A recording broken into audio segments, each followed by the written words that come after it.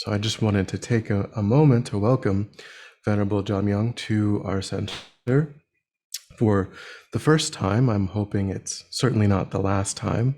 She was very gracious to accept our invitation to teach this weekend, today, and then also next week.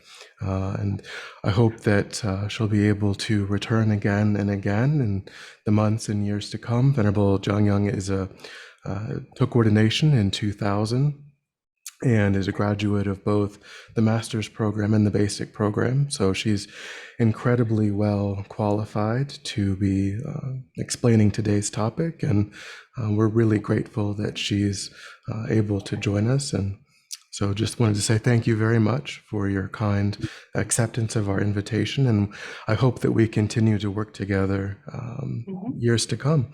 So thank you so much. Over to you. Wonderful. Thank you so much. Thank you for that nice introduction. And also thank you for having me. Having these lockdowns and the COVID situation, and it looks like we were very limited in meeting other people, but actually doing things on Zoom has opened up at the same time a whole world. So I feel very honored that I can teach for you guys in America. And I don't know, when Venerable Lhundup asked me what came to my mind, he said, what do you want to teach about? And I thought 12 links of dependent arising. I don't know why that came to my mind, but I trust these first thoughts that come to mind, and I hope there's going to be some benefit in that.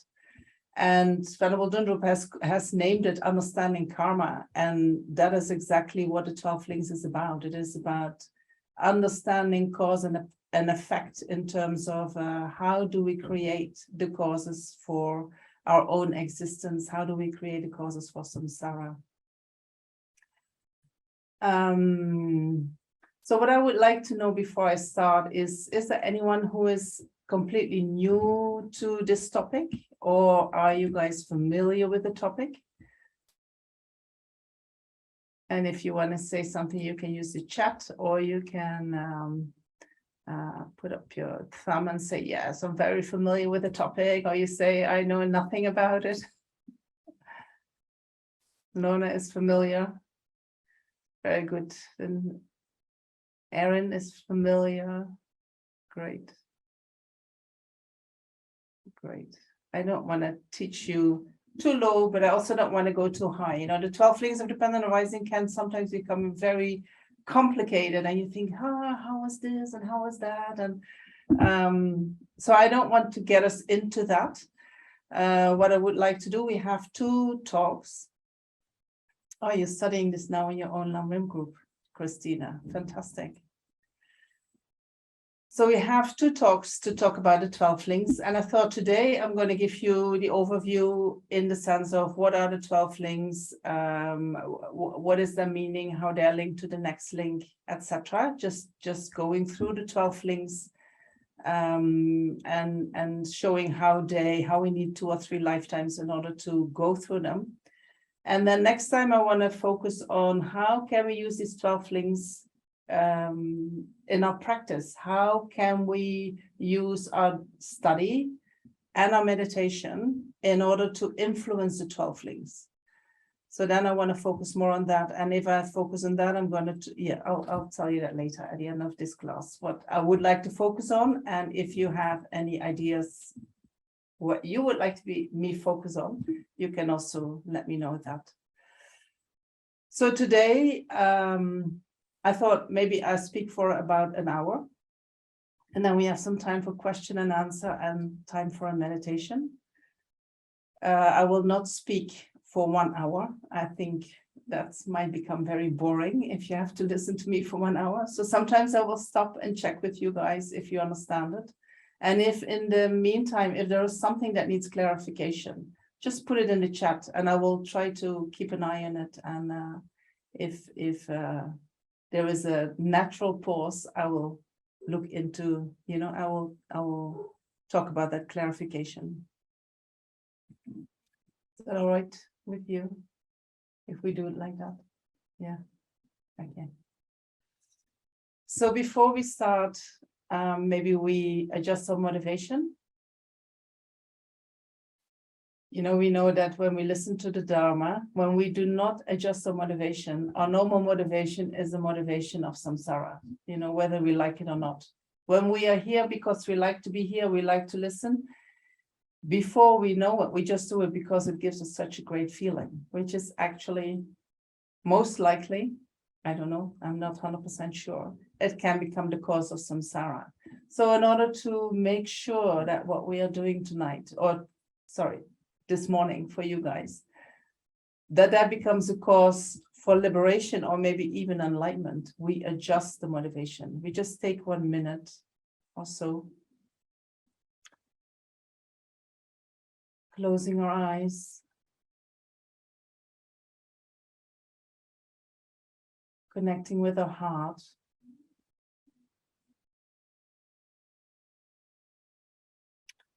and deeply wishing that whatever we learn here today, that may contribute to the development of our full potential of wisdom and compassion,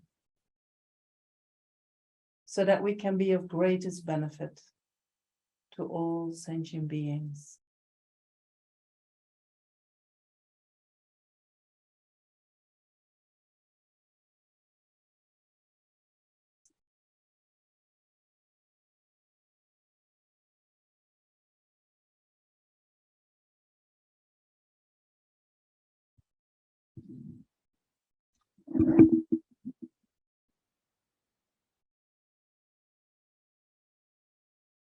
And then I want to go and take refuge, and I had something to share on the screen, but Lhundup, can you let me do screen sharing? Yes, your co-host now. Okay. So I thought I'll just put a refuge prayer on it in case you don't have it. And maybe we can do this 2 times in Tibetan together and then 1 time in English. Sangye churan songye chonam la jangchu badu dani kyapsu chi nage chinye gipe sonangi drola penchia sangye dropa shu Sangye churan songye chonam la jangchu badu dani kyapsu chi nage chinye gipe sonangi Rola penchia sange drupa shu. I take refuge until I'm enlightened in the Buddha, the Dharma, and the Supreme Assembly. By my merits of listening to the Dharma, may I become a Buddha to benefit transmigratory beings.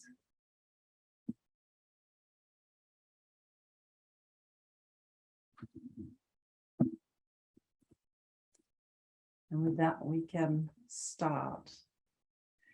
And so I thought at the beginning, maybe we look into where can we find the 12 links within Buddha's teachings. And I only came up with 3 things, you know, but that's maybe my limited perspective.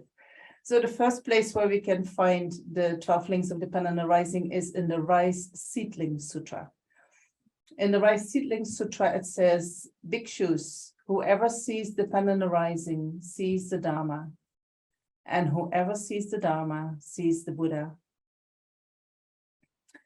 And it explains that the phrase dependent arising means that something arises because something else already exists. Something is born because something else already was born.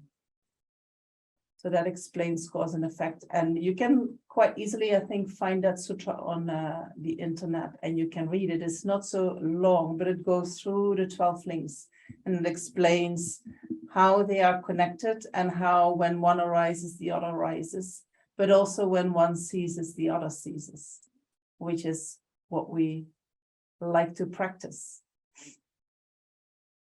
So that is one place where we can find the 12 links of dependent arising. And then another place is, of course, the lamrim.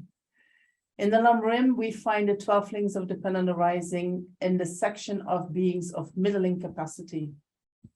These beings realize that even when they devote their whole life to creating virtuous actions in order to create the causes for a higher rebirth, that doesn't end their suffering. Because after, even if they achieve a higher rebirth, even within that higher rebirth, they will suffer again and again. And even when they have one higher rebirth, it is not sure that then after that you have again a higher rebirth.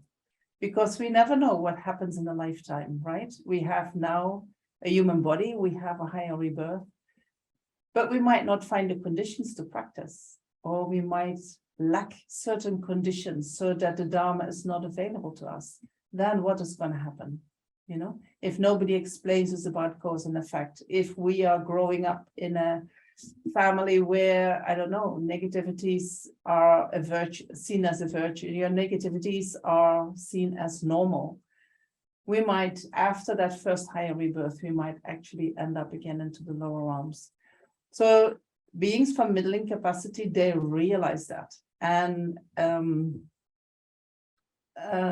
they then think about the sufferings, the general sufferings of samsara. They think about the uncertainty that we all experience in samsara. We never know what's going to happen, right? Lama Zopa says we don't even know what's going to happen in the next moment. We don't know, right? We might think, I would like this to happen, but actually we have no idea. There is the uncertainty. Then there is the suffering of being born alone, of having to die alone, and even living life, It is very difficult to really share our own experiences with somebody else. We are quite alone in our own experiences. There is also the suffering of dissatisfaction. There is also the suffering of going from high to low and from low to high. We always go up and down. Sometimes we have good reputation, sometimes we have bad reputation. Sometimes we have everything we need, sometimes we don't have everything we need. We never know.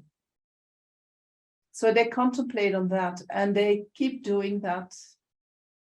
And they also contemplate the causes of this suffering that we experience. They also contemplate the 12 links of dependent arising. And what they eventually want to do, they want to generate the mind that is the mind of definite emergence, the mind that is determined to get out of samsara, the mind that is determined to stop all the sufferings of samsara.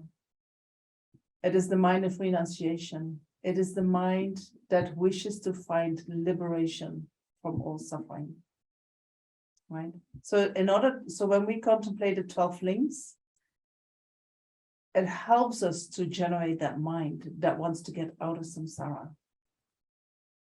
For us, samsara is still quite a nice place, right? For many people, even if there is a lot of suffering, it's still quite a nice place, right? Why would you not want to be here? You might think. So many good things can happen, right? But the flip side is that there's always suffering. And even the good things that happen, if we start really deeply thinking about them, also they are in the nature of suffering.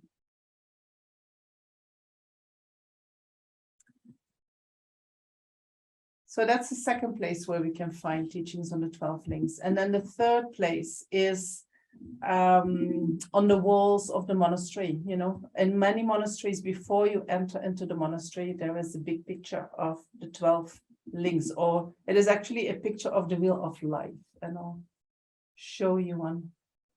Can you please let me share? Lhundup. Yes, you should still be co-host. I wasn't. It said that only the host could share. Anyway, now I can. Here it is. So often we find this picture at the outside of the monastery. And we see this big wheel, and around that there is this monster holding the wheel. That is Yama, the Lord of Death. And everyone who is circling or who is living or has a lifetime within within that wheel is under the power or under the control of the Lord of Death, under the control of Yama. Or in another way to say that is we are all under the control of our delusions. We are under the control of our karma and delusions. And so this is maybe the best one. This is the Buddha. He's outside of samsara. He's not within samsara. His mind is not a mind of samsara. He's outside of that wheel of life. And he's pointing towards the moon, right? Here is the moon. And the moon is symbolizing, what I found in the text, is symbolizing liberation, but I actually think it is symbolizing renunciation. You know, it is symbolizing that there is a way out of that control of karma and delusions. We do not have to be under the control of karma and delusions.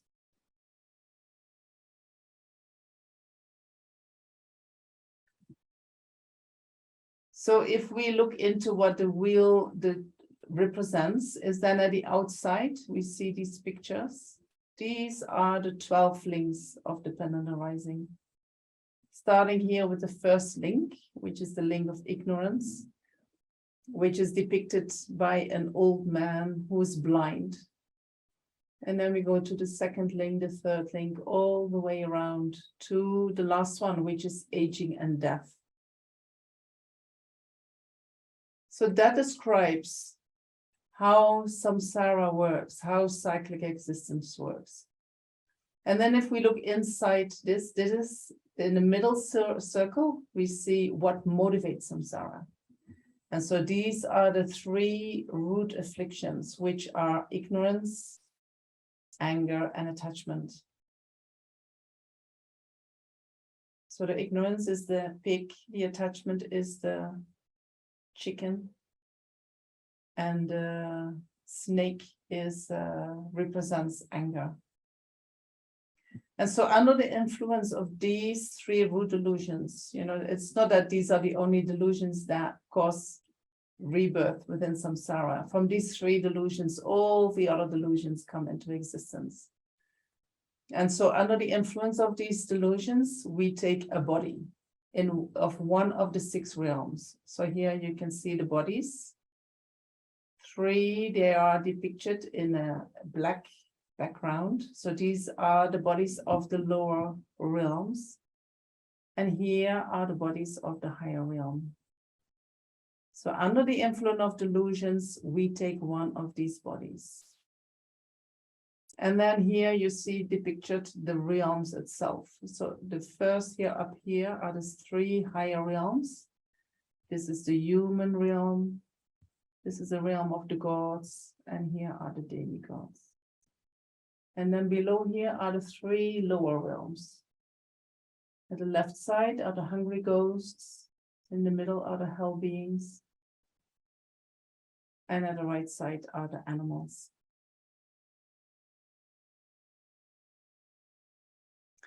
So by having these pictures on the wall, you know, people who visit the monastery, maybe they cannot read, they cannot write, you know, and I'm talking about a long time ago.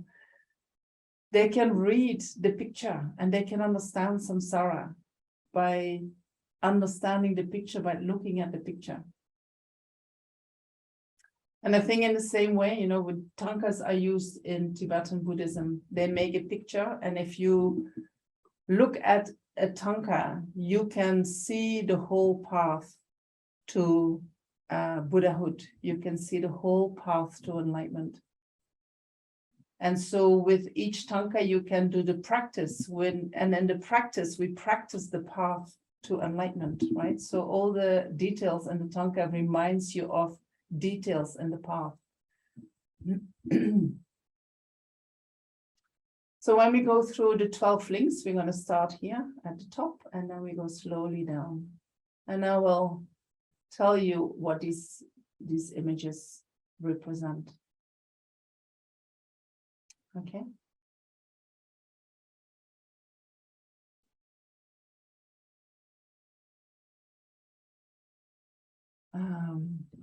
So ignorance. Ignorance is the root cause of samsara. You know, if we would remove the ignorance, samsara doesn't exist anymore for us. Ignorance is the root cause. And what is this ignorance? You know, in general, we can say there are two types of ignorance. One is the ignorance that doesn't know. You know, do you know what is going to happen tomorrow? No, I don't know. That is an ignorance. There is also an ignorance which is a distorted knowing. That is that you think you know, but actually you know something in the opposite way as that it exists in actuality. For instance, I mean, and a root ignorance is, of course, the ignorance that holds on to a self. We all have this appearance of a self, of me, of I. And somehow that self appears to us as having some kind of independent existence, right?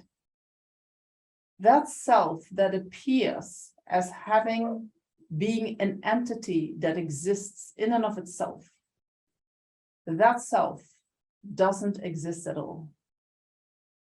That self that appears being independent, that one doesn't exist.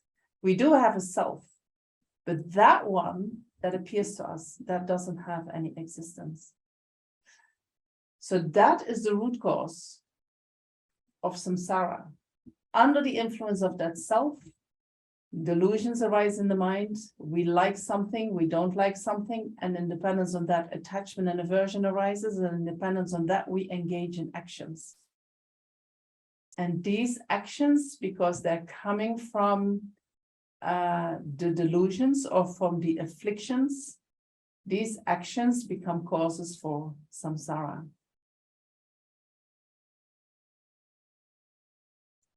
Right? So this ignorance, the ignorance that holds onto the self, sees the self in a way that is totally opposite to how the self actually exists. For instance, we can compare it with, you know, there is a person and I say that person is not my friend. So not my friend can mean I don't really know this person, right? This is like not knowing. Or I can say this person is not my friend, meaning he's my enemy. He's totally opposite, opposing me. That is a very different not friend than the first not friend, right? So in the same way, there is the ignorance of not knowing, but this ignorance, which is the root cause of samsara, is the ignorance that holds onto a self in the totally opposite way as that self exists in actuality. Right? And maybe next week I can go deeper into this and how we can use that in order, what we can do with our study and practice in order to weaken that self. Because when we weaken the first link of the dependent arising, then all the other links will be influenced in a positive way. True? If I go too fast, you tell me, right? You have to let me know. So then the second link is called formation. And formation refers to action. So under the influence of that ignorance, we engage in actions. And I just mentioned, you know, from ignorance comes attachment and aversion, but even, how to say, it sounded like non-virtuous actions to my own mind, you know. But we, under the influence of ignorance, we can create both virtuous actions and non-virtuous actions, right? As long as we are holding on to the self, we can create positive actions and we can create negative actions. We can create positive and negative actions with our physical body. We can create these actions with our speech, or we can create actions with our mind. You know, we can think about things under the influence of ignorance. attachment, and aversion. And so when we create virtuous actions, they become the cause for the higher realms. When we create non-virtuous actions, they become the cause for the lower realms.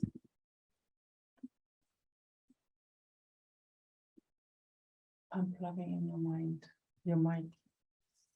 So that formation is symbolized by a man producing a pot, a clay pot, you know, a potter. So just as a clay pot can be made into many different sizes and shapes, so is the creation of different karmas. There's so many, you know, every action that we do is very unique. And so that creates its own, it is its own action which has its own results. So these results are also very unique. And we can see that when we look into life and we talk to other people, we can see that nobody is experiencing exactly the same, nor is anyone doing exactly the same action. No one is having the same kind of thoughts, right? We are all unique in that. So every pot is unique, and in the same way, every karma is unique. And also, it is said that just as when the potter starts spinning the wheel, you know, there is no further action needed in order to finish that pot, you know. And in the same way, we create an action, and that lays an imprint in the mind, and there is nothing else needed for that imprint to be there continuously until it produces its effect. So that is another similarity that we have. And so then the third link is consciousness. And we have, as you know, 6 types of consciousness. So this link is about the mental consciousness, the 6th consciousness. When we are motivated by ignorance and we produce actions of body, speech, and mind, then each action that we create leaves an imprint in the mind, or it leaves a seed. Sometimes we talk about seeds, sometimes we talk about imprints, sometimes we talk about latencies. We can use these all for the same thing. Something is projected into the mind, and that seed or that imprint has a potential. And when the right conditions arise, that potential will ripen. It will ripen into a life experience. Right? And so when we talk about the 12 links of dependent arising, and I'm sure you all have heard that we have different types of karma. We have, when we talk about the 12 links, we are only talking about the throwing karma, the karma that is so strong that it can cause a future rebirth, right? In order to be a karma that has the potential to create another rebirth, it needs to have, all the 4 factors complete, right? You need to have a certain motivation. You need to have the basis for your action. You need to have you have to engage in the action, and then you have to finish the action. For instance, if we talk about killing, if I think it's not so nice if I'm going to have that example for myself, right? Saving lives. If I want to save a life and I say, I want to save the life of this sentient being, you know, I see somewhere a sentient being drowning, I'm going to save this one. The basis is that sentient being. The action is that I actually take that sentient being out of the water. Then the reason why I do it should be a virtuous motivation, right? For instance, just giving life to that sentient being is my motivation.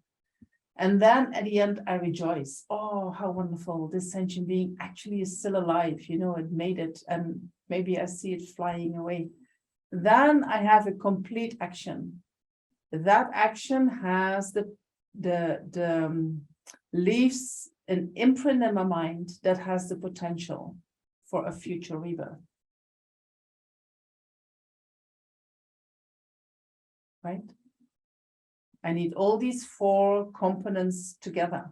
If it's not complete, for instance, if I forget to rejoice, then it is still a virtuous action, but it is not a complete action. And therefore, that action leaves a potential for some kind of pleasant experience in the future, but it doesn't have the potential to throw me in a future rebirth.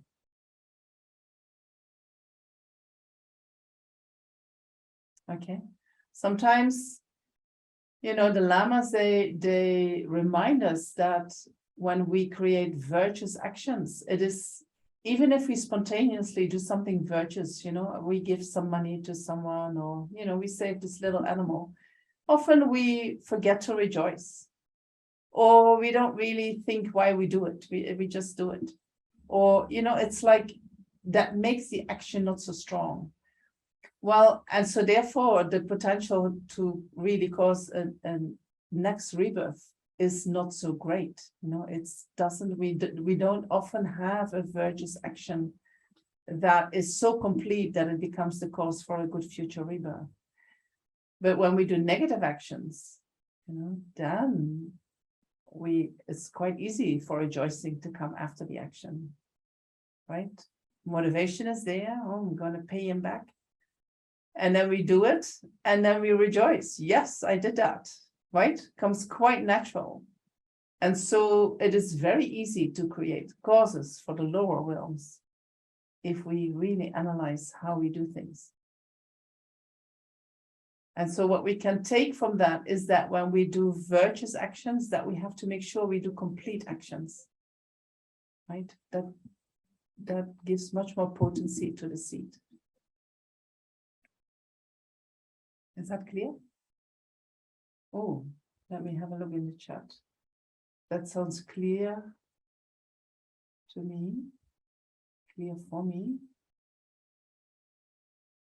Am I not, can people hear me? Oh my gosh, I'm a little bit late asking that. You cannot hear me? Yes, some people say yes. Some people We can say hear no. you just fine. Thank you. Thank you. It was Okay. I apologize, Venerable. That's I don't want to talk here for 20 minutes and nobody hears me. That would be disastrous. That third link, which is consciousness, or sometimes it is also called the causal consciousness. It is the consciousness at the time of the action in which the imprint is placed. So that link is symbolized by a monkey with fruit in his hands, swinging from tree to tree. And it says it shows that these karmic imprints join past to the present to the future. You know, so we take these imprints with us, and they continuously, just as the monkey goes from tree to tree, we take the imprints with us from life to life. And so then that imprint has a certain potential. And so then we go to the fourth link. That imprint has the potential for name and form. Form refers to the physical aggregate, the body, while name refers to the 4 non-physical aggregates. You know, the aggregate of feeling, discrimination, compositional factors, and consciousness. Right? You have heard about the 5 aggregates, right? If I'm talking about something that you have no clue what I'm talking about, please put it, ask. I would hate it if I talk about things and you have no idea. So name and form is on that little picture, is symbolized by a man or by people rowing in a boat. And the boat symbolizes the form, the body, and the people in the boat symbolize the mental aggregates. So name and form is the moment that life begins. It is the moment of conception, when the sperm and the egg and the consciousness come together. when they come together, that is the moment that life begins. And so from that moment, then the embryo will start to develop. And then slowly, we start with a very, two cells, and then they separate and they become 4 cells, and they become 8 cells, and then become a little soft mass of cells, and then slowly it starts to take shape. And then in that body, the nerve system starts to develop, and then also the 6 sense bases develop. And so at the time that the 6 sense bases start to come into being, the body faculty is already developed. That starts to develop from the beginning of name and form. And then slowly, also the eye, the ear, the nose, the tongue senses start to develop. And so we need these senses in order to develop the capacity to experience an object. And so when the senses are ready and there is an object and there is a consciousness and these 3 come together, then we experience. Right? And I think in terms of the sense organs, and now I have to go back to my own medical knowledge, there is an order in how they develop. Like the tactile sense organ develops very, very early. The eyes develop later, right? But the ears also develop quite early in the womb. So they develop, and when the baby is still in the womb, they hear sounds and they can feel with their body. I think they can also taste. Anyway, they slowly develop. It is very difficult to give any order, but the seed that was planted by our action has the potential for name and form, for that the 5 aggregates come together, and then in dependence on that, the 6 sense bases develop. And so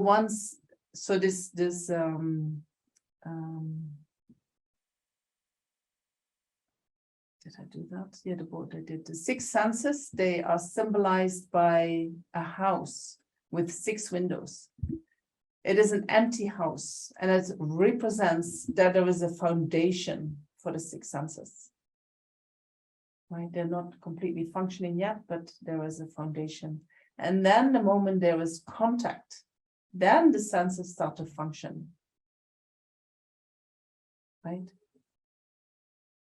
And so contact is symbolized by the contact between man and woman, the meeting of the sense organs with an object.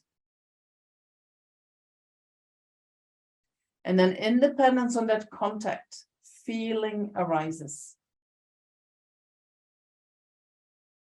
Right? Whether we see an object, whether we feel an object, whether we hear sound, in dependence on the coming together of the sense organs, the object and the consciousness, feeling arises in the mind. We experience something. And so we can experience pleasant feelings, unpleasant feelings, or neutral feelings. And in dependence on that feeling, we can discriminate. This is attractive, this is not attractive, or this is neutral, a neutral object. Right? When in dependence on contact with an object, pleasant feelings arise in the mind, we tend to find that object attractive. First there is the feeling, then there is the discrimination.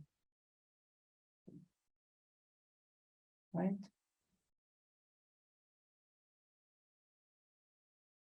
And we can see that our whole life, actually exists out of experiences. Our life is not so much about our external, what is happening externally, although, the external factors that actually facilitate what we are experiencing internally. Sometimes I look at my life and I think my life is actually quite boring. What are you doing? You're doing not much. You're not seeing many people, or maybe you go to the market, you come back. But in the mind, so much is going on. So many feelings arising. Right? And in every moment of mind, there is feeling arising. We experience something, whether we are aware of that or not. Feeling is an an omnipresent mental factor. It is in every moment of consciousness. And what feeling really is the result of karma, the result of past actions.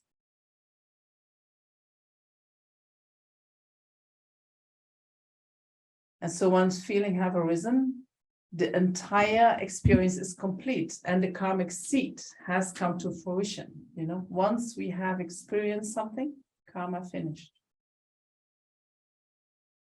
And so the next time I definitely want to talk about feelings and how our relationship to feelings and how we can use that in order to clean up whatever needs to be cleaned up. So when we create an action under the influence of ignorance, it lays a potency in the mind for experiencing a certain type of life, which has a certain body, which is name and form, which has certain sense organs, which has makes contact with certain objects, and independence on that, feelings arise. Right? We experience something. We often think about human lives, but what if I think about a dog life, for instance, right? I have created a negative action that causes, that has the potential for me to experience the life of a dog, right? Then maybe in a future rebirth, when the causes and conditions come together and that seed actually ripens, I will be reborn in the womb of a mommy dog. My aggregates will be the aggregates of a dog. I still have a mind and I have a body, right? Same aggregates as a human being. Then independence upon that name and form that is coming together at the time of conception and the first part of the growth of that embryo, then the sense bases start to develop. And in dependence on that, I make contact with objects. And if we think about a dog, they experience a very different life than human beings. They have different types of objects. They have different types of, for instance, hearing, right? Dogs can hear a much bigger range of sounds than human beings can hear. Right, so we have the potential for a certain experience, independence on that body and mind that we receive. Right, and independence, these experiences, what experience is feelings that arise in the mind.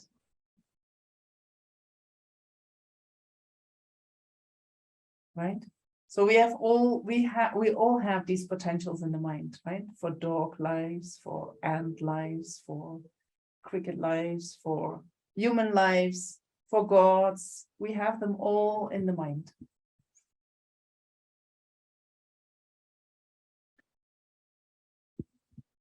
Then when feeling arises, what do we do? It says in the Amidara, in the Abhidhamma Kosha, when pleasant feelings arise in the mind, attachment follows.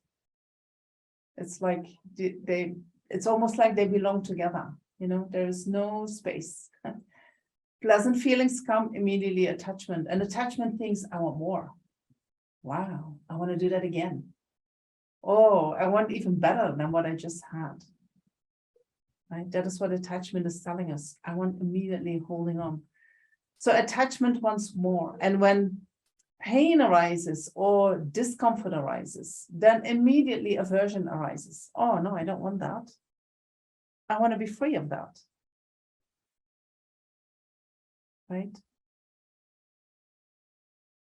When we have no knowledge and we have no practice in the Dharma, when feelings arise, there is an automatic reaction. Right? If we observe human beings, we can see. If we observe our own mind, we can see that very strong connection.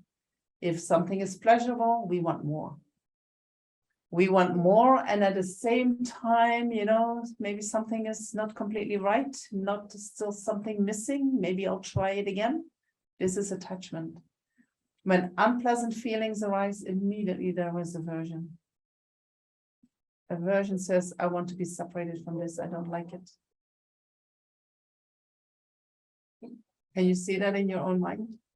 We do this constantly, right? Some people call this, we are living on the hormones. The hormones are constantly checking. Is this good? Is it not good? Do I like it? Do I not like it? Am I comfortable or am I not comfortable? And then adjusting. We're constantly trying to be in a good space. Physically, mentally, emotionally.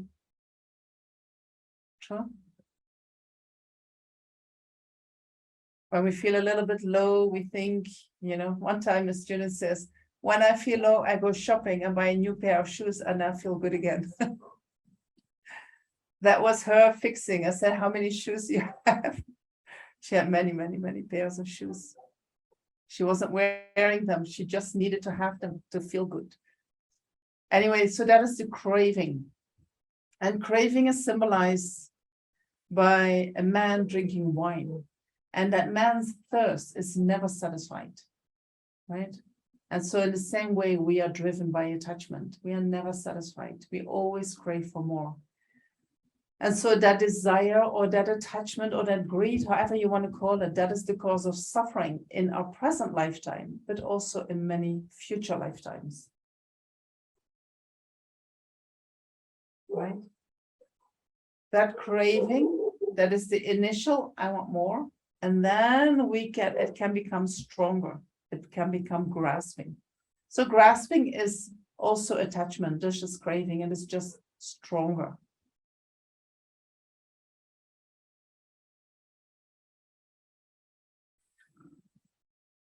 The grasping will act as a moisture to seeds in a mental continuum. And so if we talk about craving and grasping in terms of the 12 links of dependent arising, we talk about the craving and grasping at the end of our life. Because we want to see how can we connect these lifetimes together. We had an action under the influence of ignorance that laid an imprint in our mind, an imprint that has the potential for another lifetime. And then at the end of life, we somehow, at the end of life, when we are about to die, craving and grasping arises in the mind. Craving and grasping to have something, or craving and grasping to be free of something. For instance, sometimes people feel cold at the end of life and they start grasping for warmth. Sometimes people feel very thirsty at the end of life. They are craving for water. This craving that arises for whatever. Oh, for instance, you're in a lot of pain and you crave to be free of that pain. That craving is like what activates a potential in our mind, a seed in our mind that has the potential to throw us in the next rebirth. And so sometimes we think about death, and Lama Zopa does a lot with death, right? The time of death is extremely, extremely important. When we die peacefully, when we die with a virtuous mind, then that is what is going to determine what kind of seed, what kind of potential is going to ripen that is going to throw us in the next life. Right? What kind of life are we creating? Depends on the last moment of this life. We can live a very, very virtuous life But if we freak out at the end, bad luck. You call lamas up and say, please help.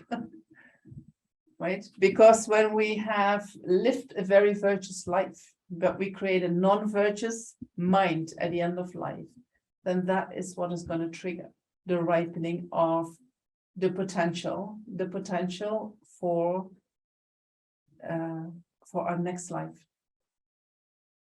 When we live a very non-virtuous life, but somehow at the end of life, we make peace with everything and we generate a virtuous thought, then the seed of a higher rebirth will ripen in our mind.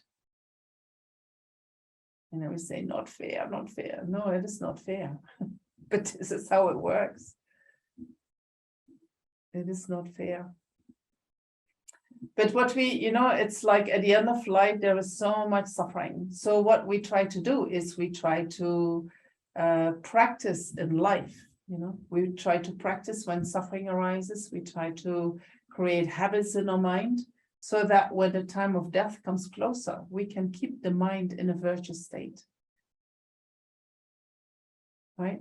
We cannot think, oh, I'm going to die just peacefully, no worries, We do not know what is going to happen.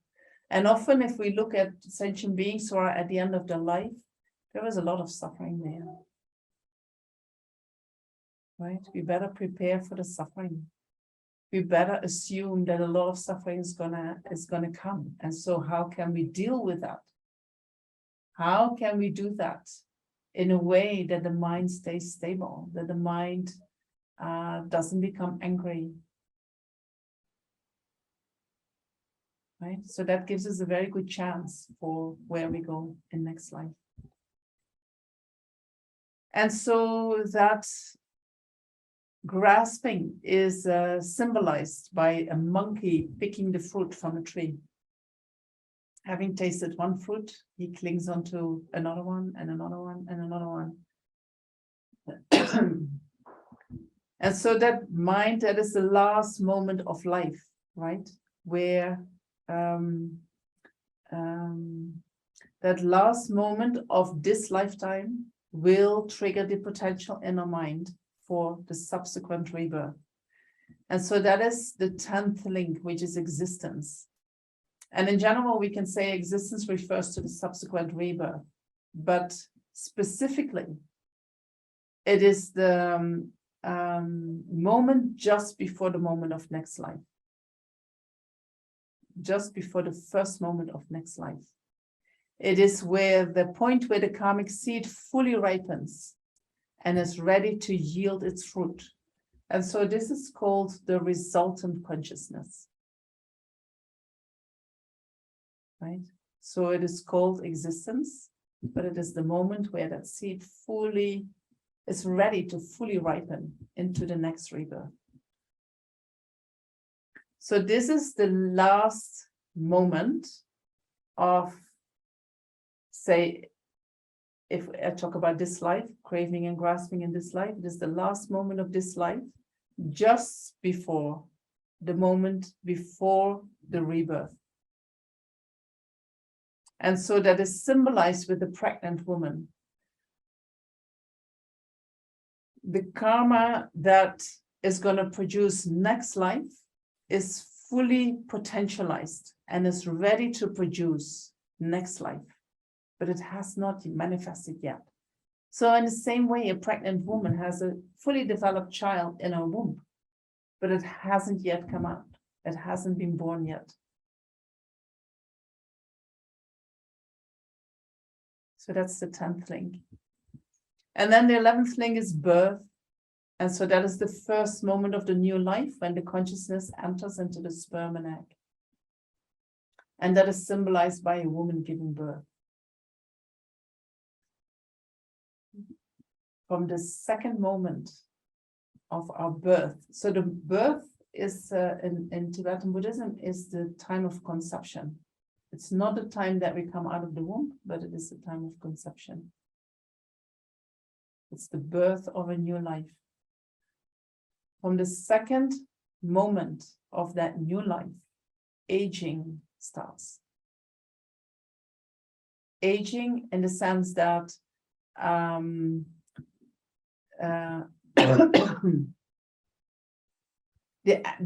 what is going to start is the maturation of the aggregates and a continuous change from the aggregates, moment to moment to moment. That aging, that change will never stop until we die.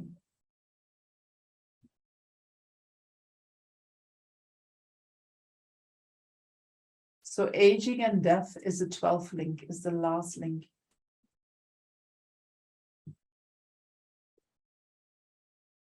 The aging is symbolized by a man walking with a stick, while death is symbolized by a corpse. You know, you see a man walking with a corpse on the back of on his back.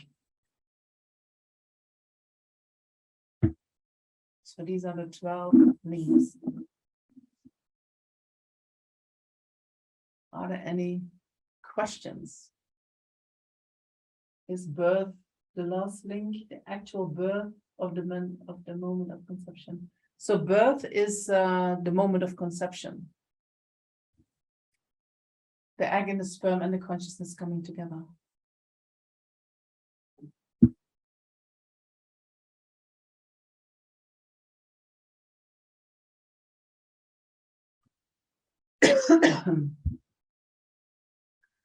So when we go through these, dependent arising is referring only to throwing karma. No, so when we talk about the seeds that are projected or that are deposited into the mental consciousness that give rise to rebirth in samsara, that is only throwing karma.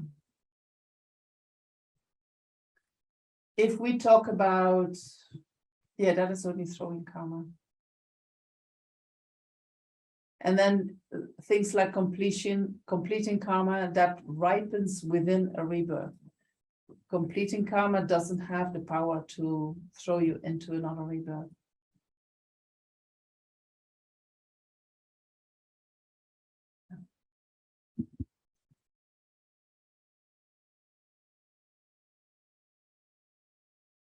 And so all these links behave like cause and effect. And I will go a little bit deeper into that. I still have, can I take another 5 minutes? I want to explain to you how we can experience these 12 links within the rebirth, you know, because we can think, oh, this is just one lifetime, but it is not one lifetime. We create certain actions that leave an imprint in the mind, and these imprints have a certain potential. That happens I could do that in this lifetime, for instance, right? Today, I'm creating actions that leave imprints in my mind. Imprints that have the potential for future rebirth. Then at the end of this life, I experience craving and grasping.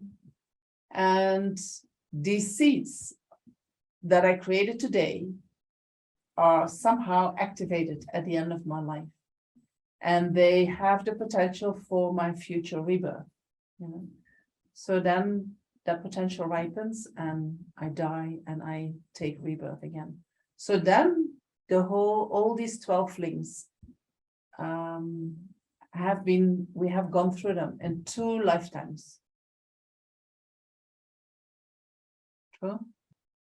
I created the causes, I created the seeds in this life by creating actions in this life.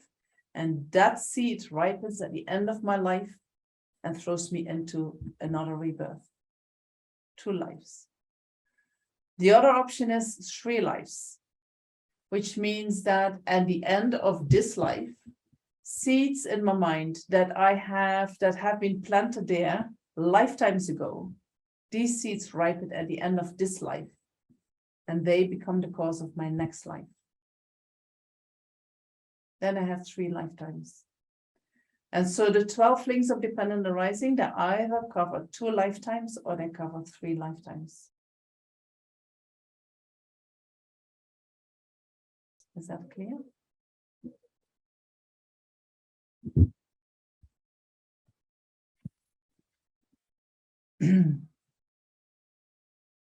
confusing. If the birth is the conception, it comes after all the development of the embryo.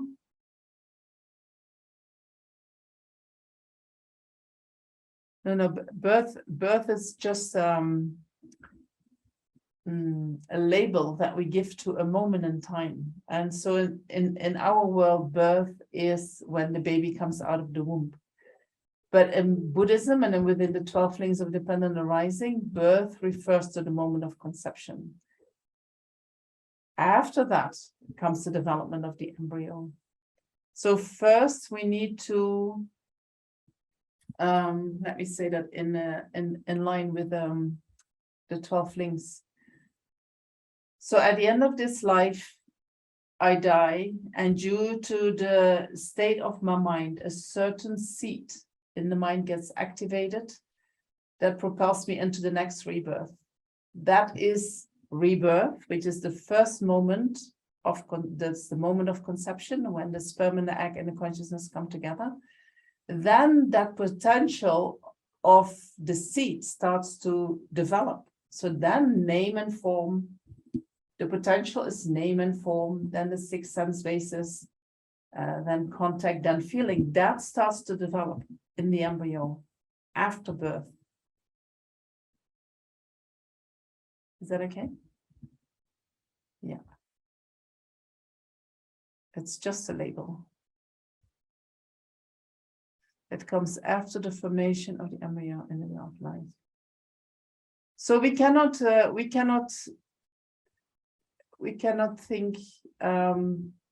the wheel of life, it just goes like this, you know, because yes, in this life my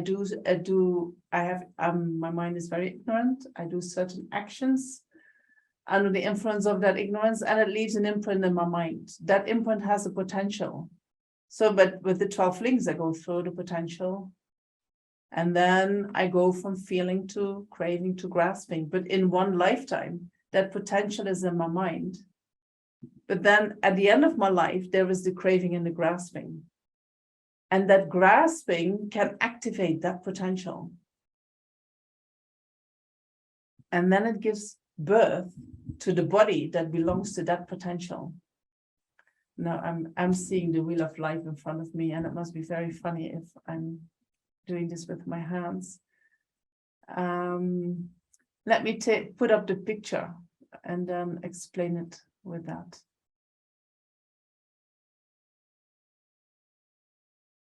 Okay, share only host.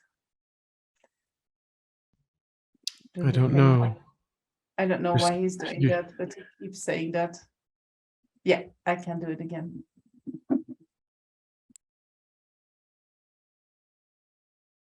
Okay. So here are the 12 links. So if I have one lifetime, sorry.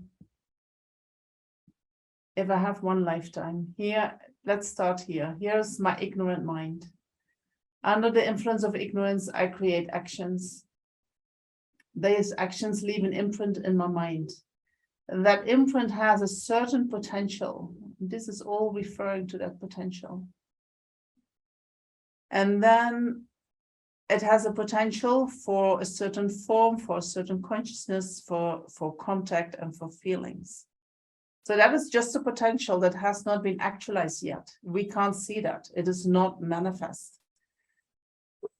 Then at the end of my life, due to my situation, craving and grasping arises in my mind. And that activates the potential of this seed. This potential gets activated at this point. This is the point of existence, the 10th link. At that point, the potential of a seed, which is the 4th till the 7th link, get activated. And that, when that comes into fruition, when that starts to manifest, it manifests as your new rebirth in which you experience aging and death. Is that clear, Christina? Yeah.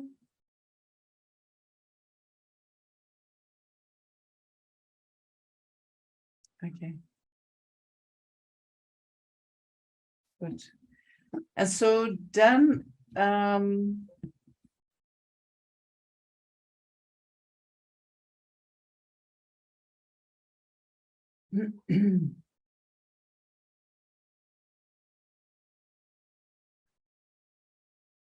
not sure if I should talk about this because it can confuse you all. Let me first ask you if you have questions. If you don't have questions, I'll explain that also, but otherwise, I maybe do that next time. Go ahead, Lorna. Great. Yes, Venerable, thank you so much. This is really helpful. I've only heard this once before, so I'm trying to understand it.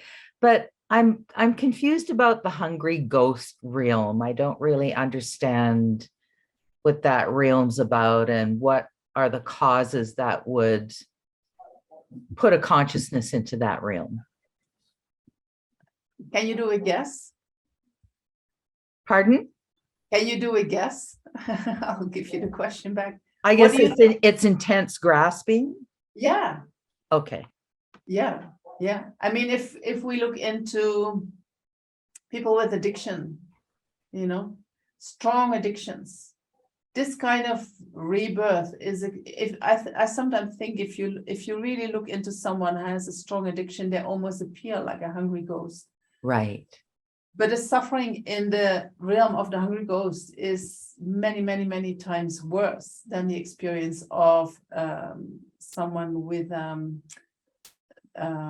addiction in the human realm. So, for instance, these beings, they have, they can have problems with their physical body, that they have a very thin throat in which they cannot really take in food or drinks.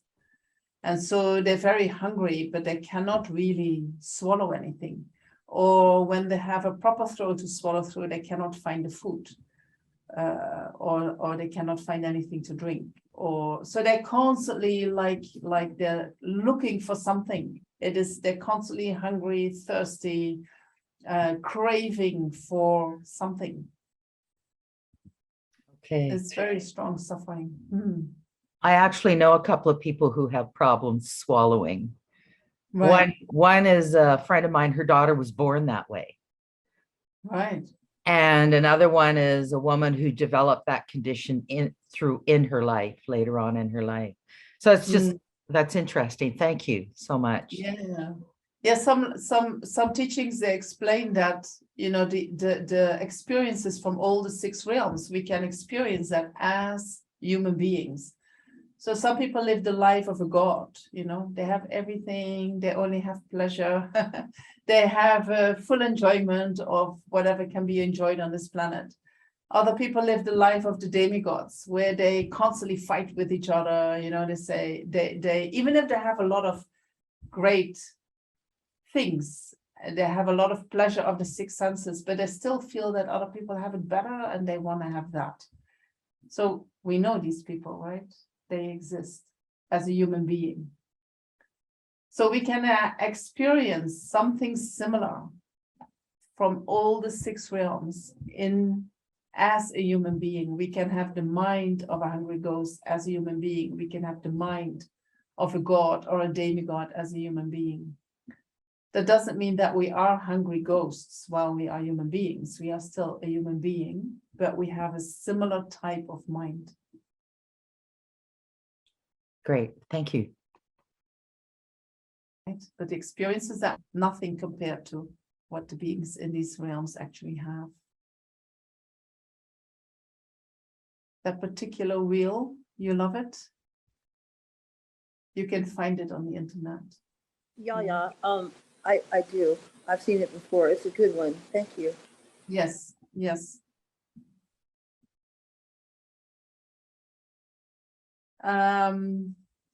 So I don't know if maybe I'll explain in 2 minutes about the factors and how they relate as cause and effect, because we are talking about cause and effect. And so in Buddhism, we can divide them into different ways as cause and effect. First of all, we have the ignorance and the action that we do under the influence of ignorance, and then the imprint that is in our mind. This is called projecting factors. They have the power to project something. And what they project is the projected factors, that potential for a new life, for a new rebirth. So they function as cause and effect. Right? The mind of ignorance, the action are the cause, the causal factor, and they leave an imprint with the potential in the mind that is the result. And they're called projecting factors and the projected factors. And so then in order to actualize that potential from that seed, we need actualizing factors. We need something that is going to ripen that seed. And so that is the craving and the grasping. And the last moment of consciousness, which is existence. It is the resultant consciousness where that seed was implanted. And so when that seed gets activated, then that leads to the actualization of that potential. So these are the actualized factors. These are the actualizing factors, and these are the actualized factors. And so they also function as cause and effect. So there are two cycles of cause and effect in the 12 links of dependent arising. One is the one that is doing the projecting, that is the cause. And then one is the one that is actualizing the result. And so in order to get a human, or to get a new rebirth, we need two different causes. We need the cause, the primary cause, which is our action under the influence of ignorance. And then we need the cause that actualizes what has been projected, which is the craving and the grasping.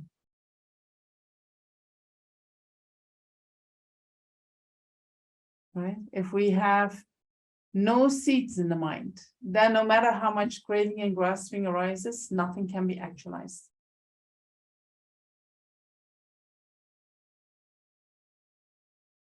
True? If I have a lot of seeds in the mind, and there is no craving and grasping, nothing will be actualized. Right? We need both in order to have the causes for another human rebirth or for another rebirth. We need to have done the action, and we need to have the craving and the grasping at the end of life that activates the seed that was projected in the mind under the influence of that action.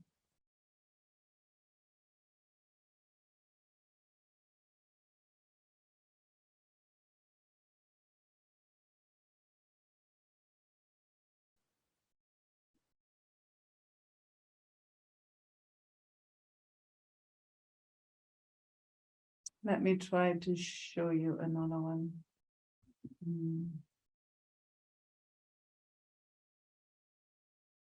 Maybe that helps. So these were yeah, that's okay. These were the 4 types of factors: the projecting factors, the projected factors, and then the actualizing factors and the actualized factors. And maybe I'll send this to you if that is handy for you. Would you like that? Or is it just confusing?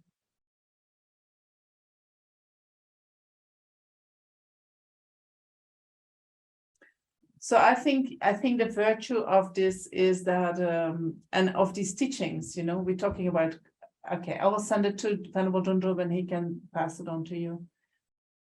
So we're talking about cause and effect. And cause and effect is, this needs to be present in order for that to be able to happen.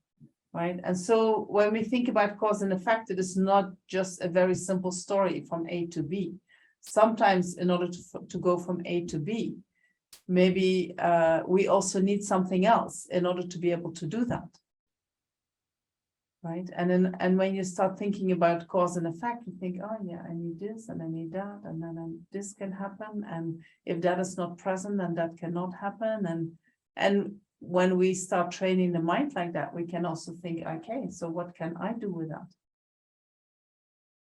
Right? Because we have so many seeds in our mind that have a potential to throw us in, for instance, in the lower realms. What can I do with that?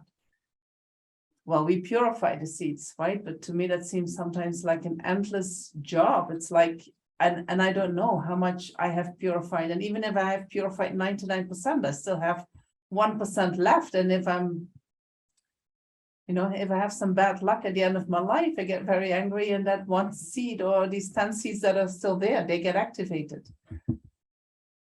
But if I know craving and grasping is what is activating the seed, even if you have thousands of seeds, if you can manage the craving and the grasping, then you manage all your future lives, right? So then I want to focus on that.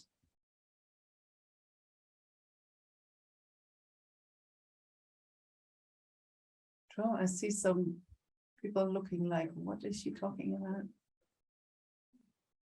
I want to look for options for practice, options, because we have the cause and effect. The cause and effect is happening, but what can we do to change or to undo the process or to reverse the process?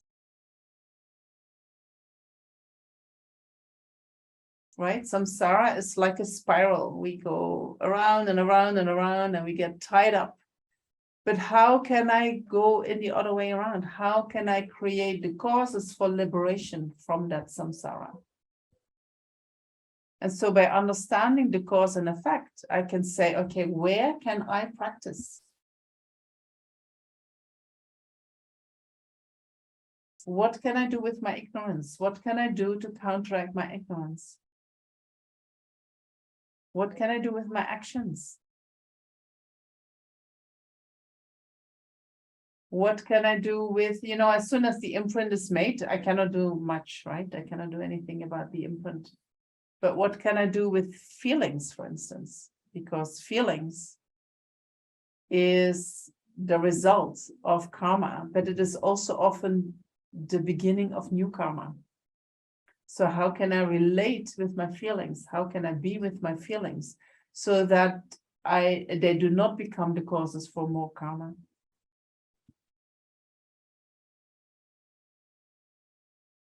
What can I do with my craving and grasping mind? What is a good way to counteract that? What can I do at the time of death? Right? We can talk about all of that. It gives so much possibility for practice.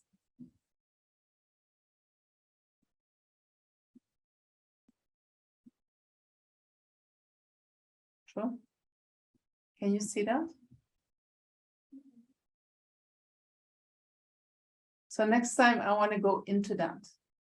And I want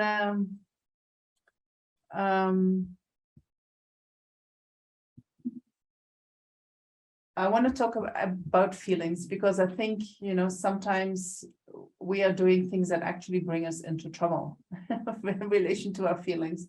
We all have this relation to our feelings, like, just do whatever feels good. Do whatever feels good. But that is actually developing a lot of attachment. That is actually triggering your attachment again and again. Doesn't mean that we have to do things that don't feel good. No, that's not true. But I think one Lama, he said one day, you Westerners, you're so obsessed with your feelings, You should look at your actions. That is, for instance, one option. Instead of being focused on, do I feel good, is like, what kind of actions am I actually engaging in? Right, so next time I would like to go into that deeper. And so we can also look into ignorance. We can also look into the link of existence. We can look into, you know, at the end of death, what we can do there. I don't know. I don't know yet where I want to go. What is the best way to control craving and grasping? So next time I will talk about that.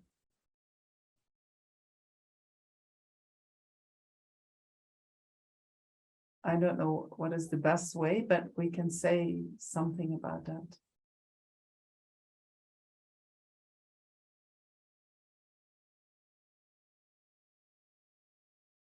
Is that all right, Christina?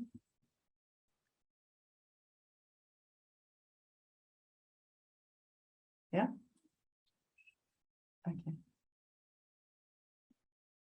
How is everyone doing?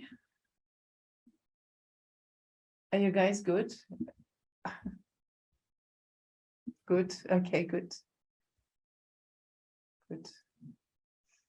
Sehr gut. They're good. Wonderful. Are you feeling like a meditation? Sure. On the 12 links, or is that gonna crack your brain open?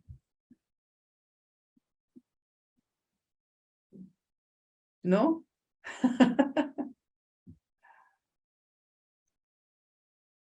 I'll do a soft meditation and we can just visualize the links. You know, we can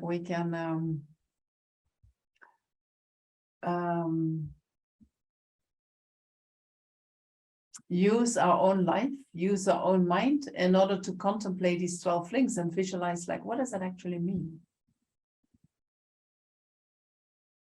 Shall we try that? Okay. Maybe I'm going to go a little bit over time, maybe 7 minutes. Is that okay?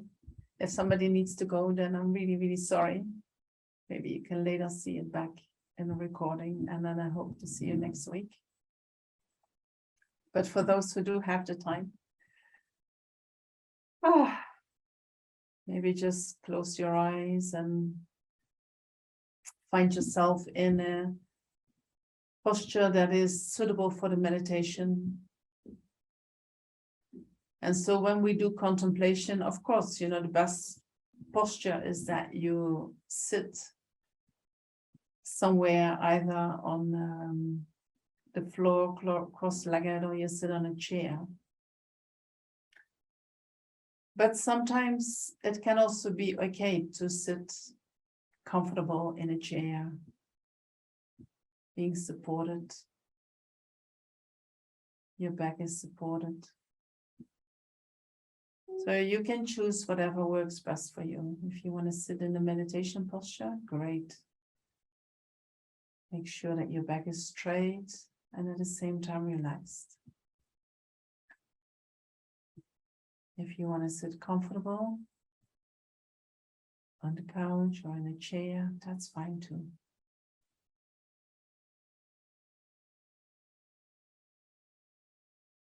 And then I'm going to ask you to forget everything that I just said.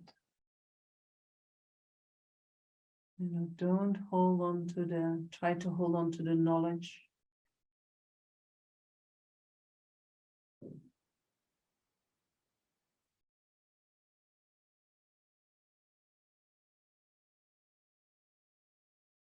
Maybe focus on your breath. Or focus on your body.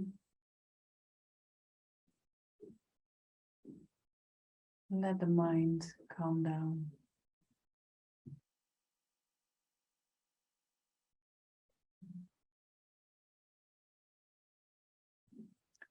Sometimes letting go of the information is very helpful. You know, I have noticed that when you do that, then sometimes a week later, 2 months later, you hear something similar again, and suddenly you understand it.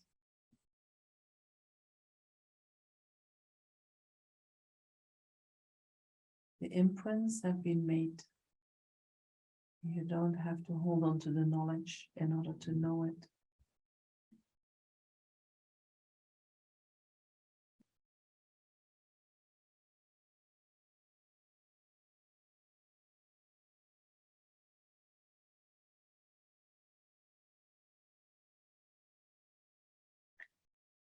And then have a look at your mind.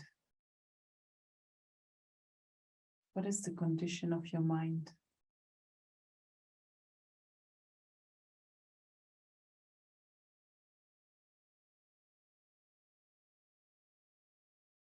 Are you a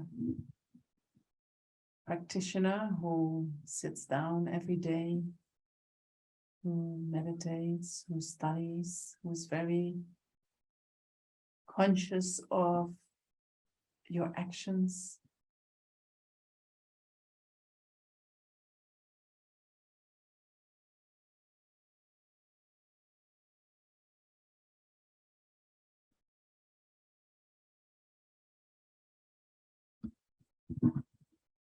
Or do you meditate sometimes?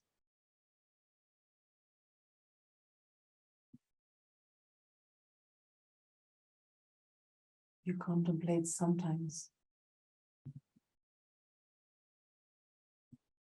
And when we look at the mind, we do that without any judgment. We just investigate what is there.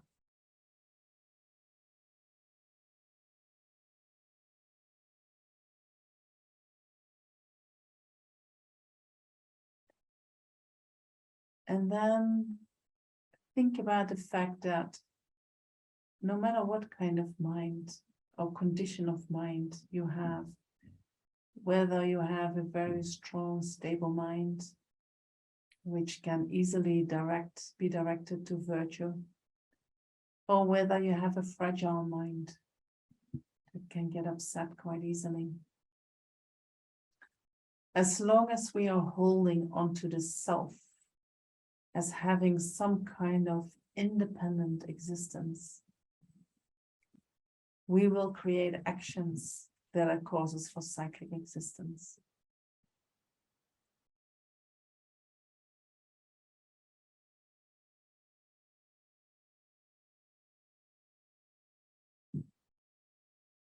Think about this self, how it appears to you.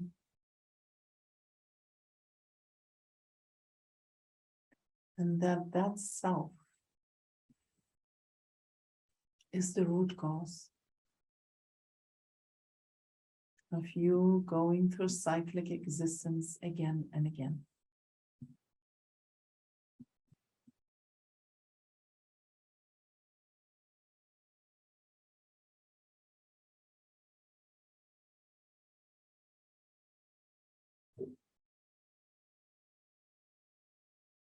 And then call to mind an action that you have done, whether that is a mental action or a verbal action or a physical action.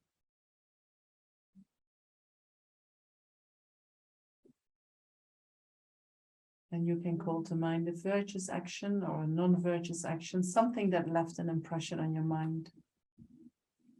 And try to remember the motivation and how you completed that action. How you rejoiced at the end of your action.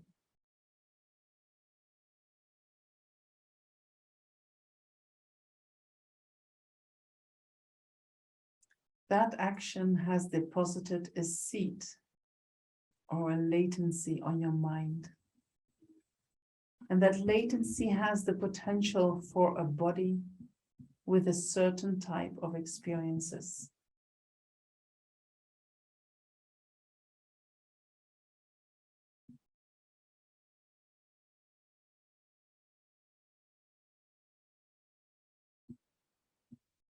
And you know the action that you call to mind. So imagine what kind of body and what kind of experiences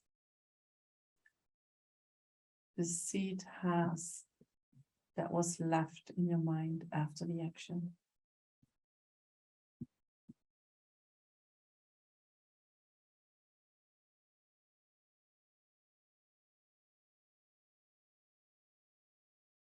And visualize yourself in that lifetime where that potential comes to fruition.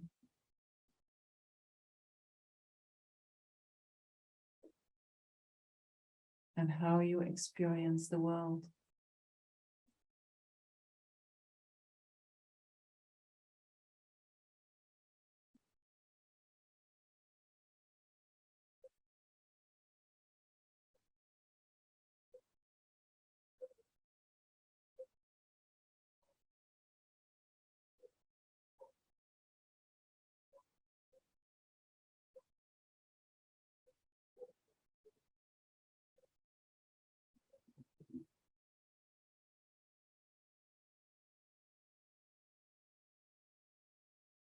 And then think about the body and the mind that you are having at this moment.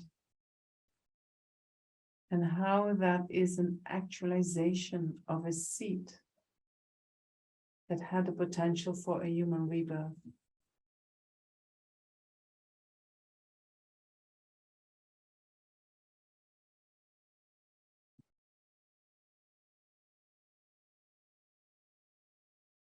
Because the seed had a potential for a human rebirth, the action that deposited the seed must have been a virtuous action.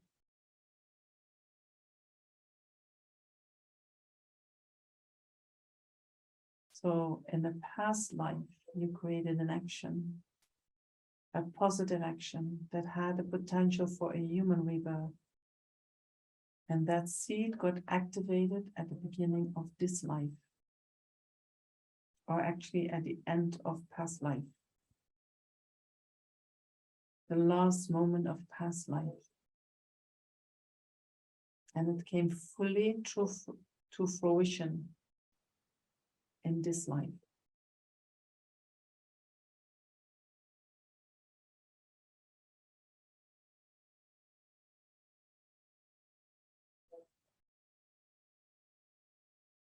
And so we can be very grateful to that person that you were when you created that action.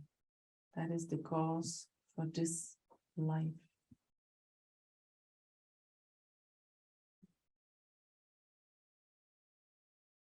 And you can be very grateful to that person you were in your last life. Because you must have had a virtuous mind at the end of last life. And that virtuous mind activated that seed of that virtuous action you had done before.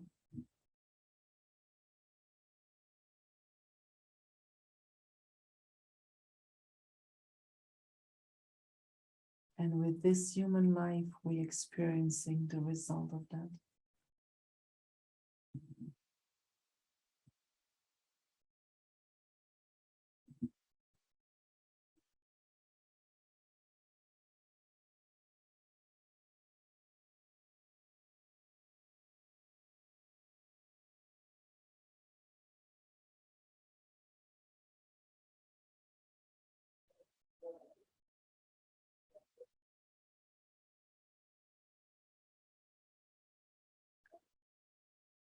Then visualize yourself at the end of your life. And you feel that your life force is waning.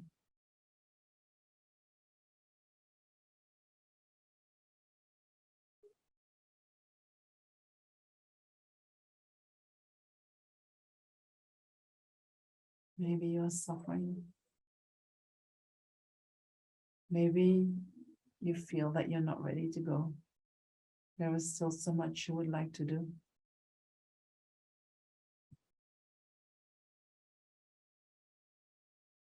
Maybe you don't want to say goodbye to your loved ones, to your belongings, to your body.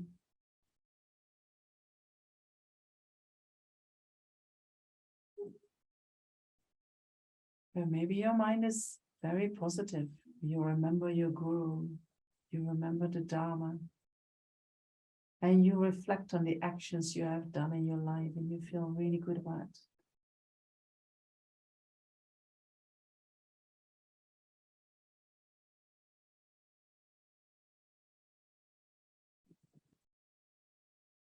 So observe your thoughts and your emotional reactions.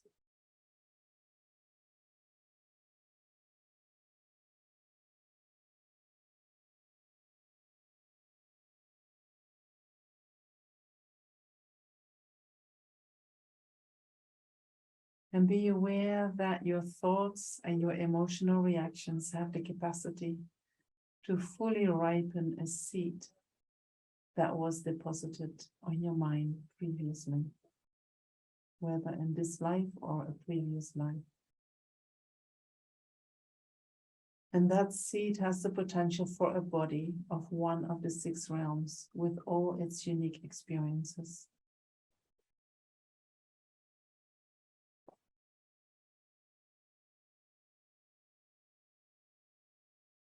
What does that mean to you?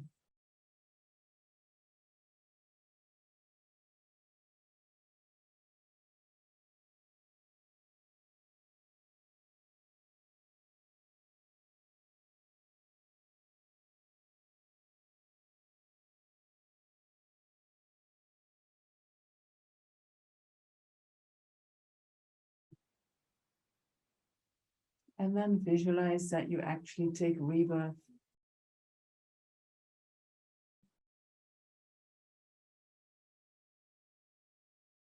You just imagine it.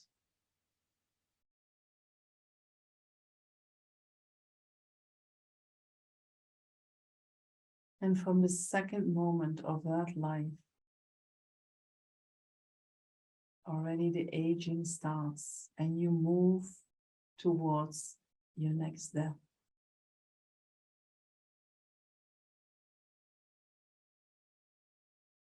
And while you experience that life, there are many moments in which you engage in actions. And all these actions will leave a seed on your mind.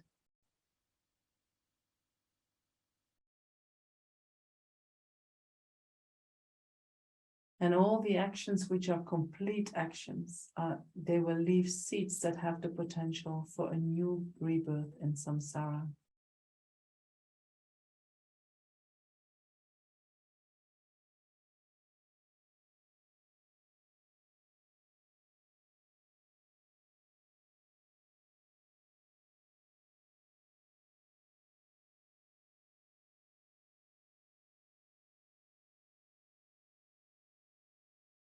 And so then we can make a conclusion for this meditation. That each rebirth we take in samsara is the result of an action created under the influence of ignorance.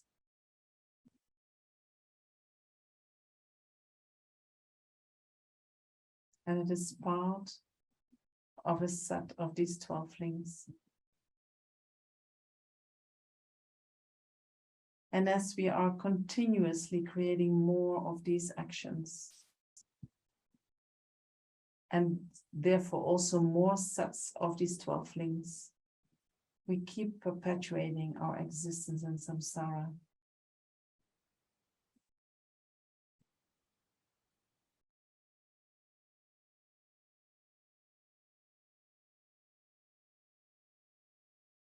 And so even if you feel like, sometimes it can feel overwhelming when we contemplate like that, and you think, oh my gosh, how do I ever get out of this? But know that there is a way out. There is a way out of samsara, and you can generate a strong determination to become free from samsara by overcoming the root of it, which is the ignorance, the grasping at the self, by developing the wisdom that realizes selflessness, that realizes the lack of an independent self.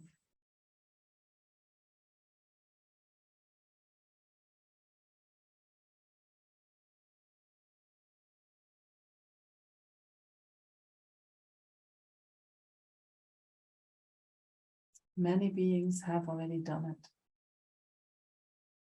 There are many beings around who can show us the way, who can show us that path.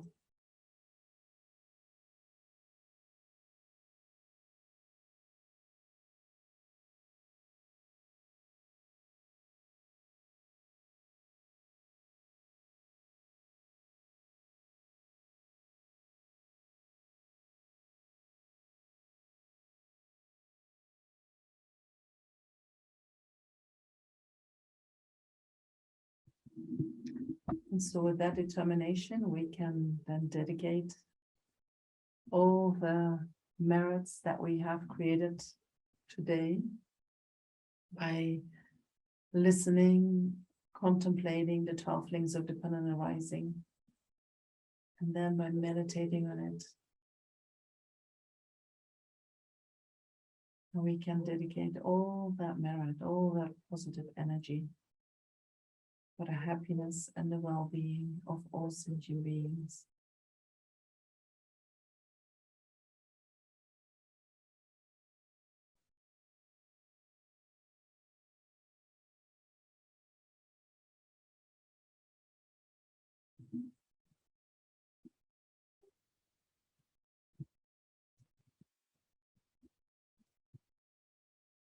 Thank you all very much. Thank you for being here. Thank you for listening, for thinking, for doing the meditation. And I hope to see you next week. And I will send the things that I shared. I will send it to Venerable Lhundup and he can send it to you. Okay. Thank you, Venerable.